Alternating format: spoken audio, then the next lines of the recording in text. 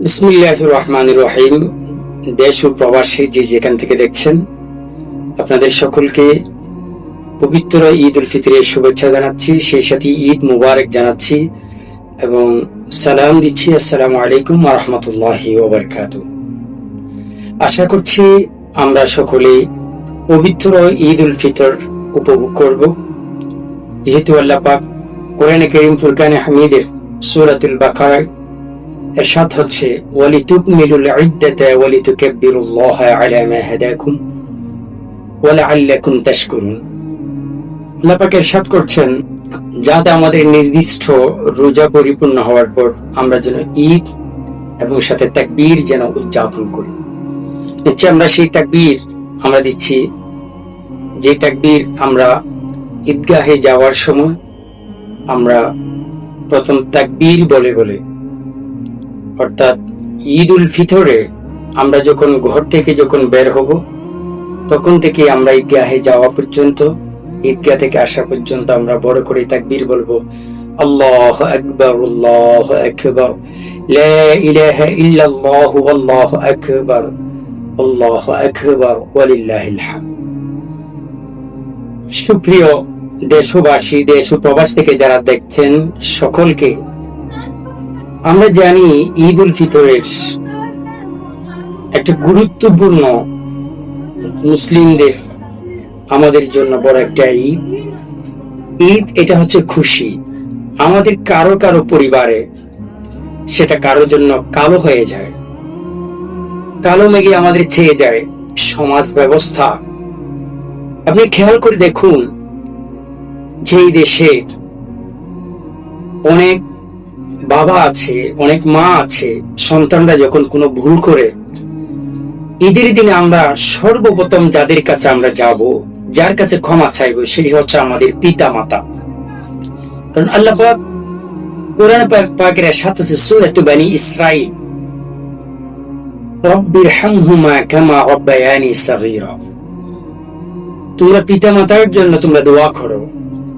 তো সন্তান যখন পিতা মাতার কাছে যখন কোন অন্যায় করে অথবা না বুঝে সন্তান যখন ভুল করে, তখনই মা বাবার কাছে গিয়ে নিচে সন্তানরা ক্ষমা চাই। আমরা এমন অনেক মা বাবা আছি যারা সন্তানকে ঈদের দিনও, কোন সন্তান যখন ভুল করে ঈদের দিন, আপনি জানেন ঈদ অর্থ খুশি।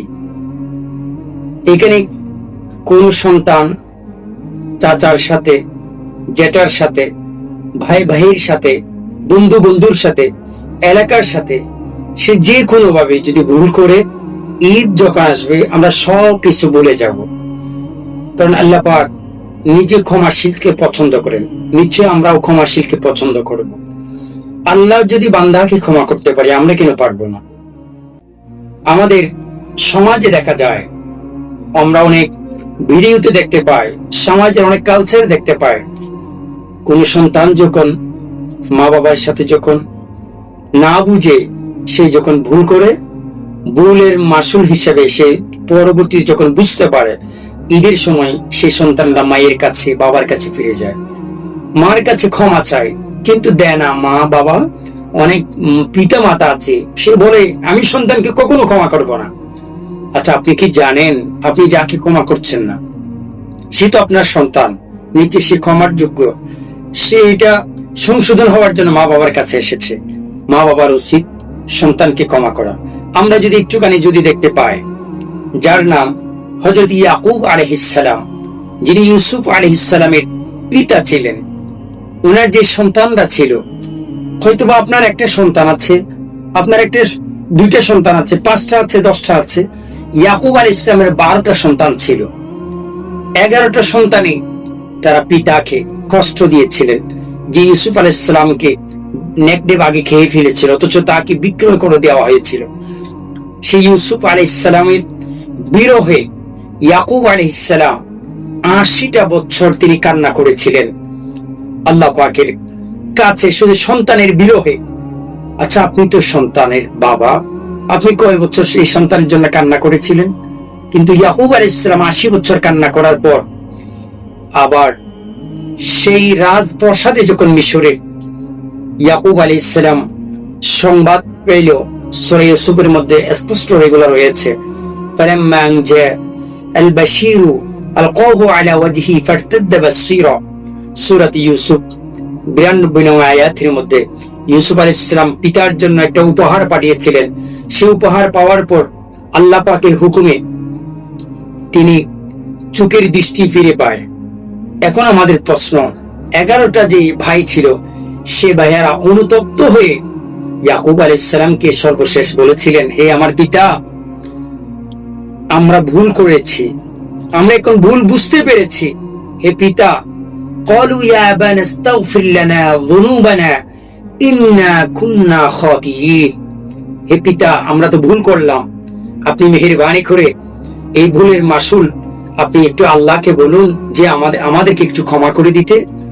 ঠিক তেমনি সন্তানরা যখন এত কষ্ট দেওয়ার পরেও সন্তান বাবার কাছে সন্তান যখন আরজি দিল, তখন ইয়াকুব আলাইহিস সালাম দোয়া করলেন, ক্বালা সাউফা আস্তাগফির লাকুম রাব্বি ইন্নাহু হুয়াল গফুরুর রহিম। সাথে সাথে আল্লাহ পাক সন্তান সহ সবাইকে আল্লাহ পাক ক্ষমা করে দিয়েছেন। সুবহানাল্লাহ।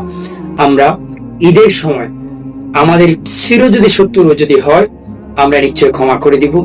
আল্লাহ পাক হুয়াল গফুরুর রহিম, তিনি হচ্ছে দয়ালু, তিনি বান্দাকে ক্ষমা করেন। নিশ্চয়ই আমরাও আমাদের সন্তানদেরকে আমরা নিশ্চয় ক্ষমা করব। আসসালামু আলাইকুম ওয়া রাহমাতুল্লাহি ওয়া বারাকাতুহু। ঈদের শুভেচ্ছা সকলকে।